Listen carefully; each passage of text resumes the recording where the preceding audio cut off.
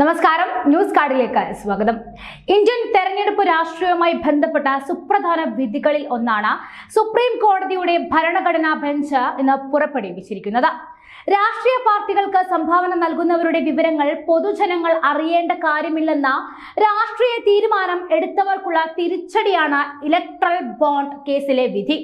കേന്ദ്ര സർക്കാർ മുൻകൈ എടുത്തുകൊണ്ടുവന്ന സംവിധാനത്തിലെ ഭരണഘടനാ വിരുദ്ധമായ കാര്യങ്ങൾ അക്കമിട്ട് നിരത്തിക്കൊണ്ടായിരുന്നു ചീഫ് ജസ്റ്റിസ് DY ചന്ദ്രചൂഡൻ അധ്യക്ഷനായ ബെഞ്ച് വിധി പുറപ്പെടുവിച്ചിരിക്കുന്നത്.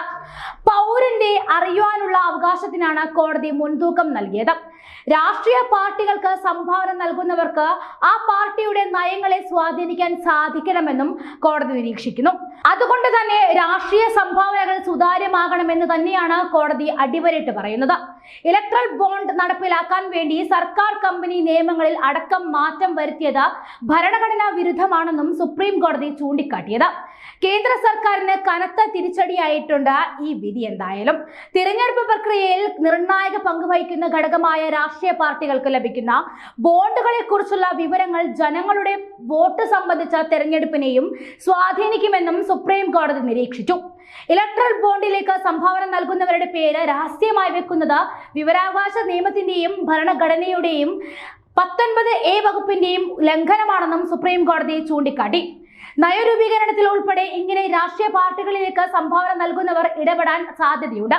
കള്ളപ്പണം തടയുന്നതിനുള്ള ഏകോപന വഴി ഇലക്ട്രൽ ബോണ്ടല്ലെന്നും ജസ്റ്റിസുമാരായ സഞ്ജീവ് ഖന്ന, BR ഗവായ്, മനോജ് മിശ്ര എന്നിവരടങ്ങിയ ബെഞ്ചും വ്യക്തമാക്കി. SBI പുറപ്പെടുവിക്കുന്ന ഇലക്ട്രൽ ബോണ്ടുകൾ വാങ്ങുന്നവരുടെ വിവരങ്ങളൊന്നും പുറത്തുവിടാതെ രാഷ്ട്രീയ പാർട്ടികൾ സംഭാവന സ്വീകരിക്കുന്ന സംവിധാനമാണിത്. ഇതുവരെയുള്ള ഇലക്ട്രൽ ബോണ്ടിന്റെ വിവരങ്ങൾ പരസ്യപ്പെടുത്തുവാനും SBIക്ക് സുപ്രീം കോടതി നിർദ്ദേശിച്ചിട്ടുണ്ട്.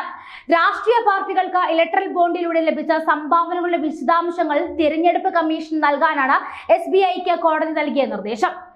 അടുത്ത മാസം 31-നകം ഈ വിശദാംശങ്ങൾ പരസ്യപ്പെടുത്തുവാൻ തെരഞ്ഞെടുപ്പ് കമ്മീഷനോടും സുപ്രീം കോടതി നിർദ്ദേശിച്ചു. ഐക്യകണ്ഠേനയാണ് സുപ്രീം കോടതി വിധി പുറപ്പെടുവിച്ചിരിക്കുന്നത്. ഈ ഇലക്ട്രൽ ബോണ്ടുകളുടെ നിയമസാധുത ചോദ്യം ചെയ്യുവാനുള്ള ഹർജികൾ പരിഗണിക്കുകയായിരുന്നു സുപ്രീം കോടതി.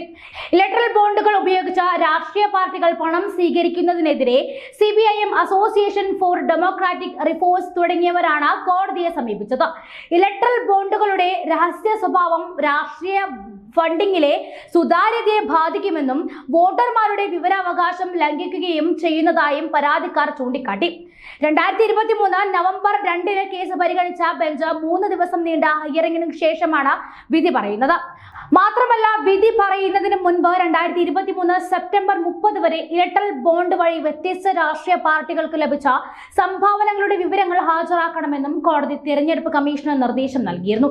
അതേസമയം സംഭാവനകളുമായി ബന്ധപ്പെട്ട കേന്ദ്രവും തെരഞ്ഞെടുപ്പ് കമ്മീഷനും നേരത്തെ കോടതിയിൽ വിരുദ്ധ നിലപാടുകൾ സ്വീകരിച്ചു. സംഭാവന നൽകുന്നവരുടെ സ്വീകാര്യത മാനിക്കണമെന്നും കേന്ദ്രം വാദിച്ചിരുന്നു. എന്നാൽ സുതാര്യത ഉറപ്പുവരുത്താൻ പേരുകൾ വെളിപ്പെടുത്തണമെന്ന നിലപാടിലായിരുന്നു തെരഞ്ഞെടുപ്പ് കമ്മീഷൻ ഉണ്ടായിരുന്നത്.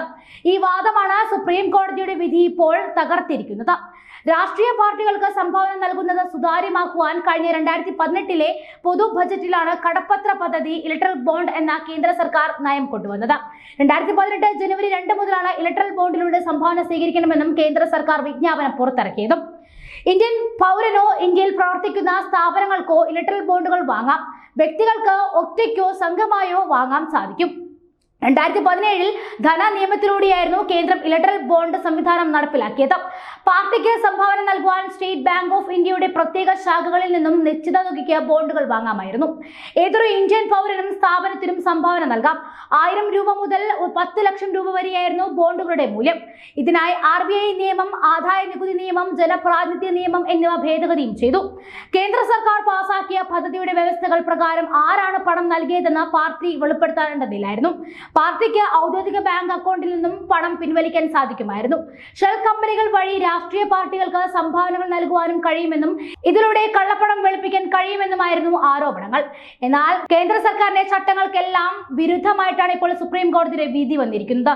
സർക്കാരിന് തെരഞ്ഞെടുപ്പിന് മുൻപ് ലഭിച്ച ഒരു അടി തന്നെയാണ് യഥാർത്ഥത്തിൽ ഈ സുപ്രീം കോടതി വിധി.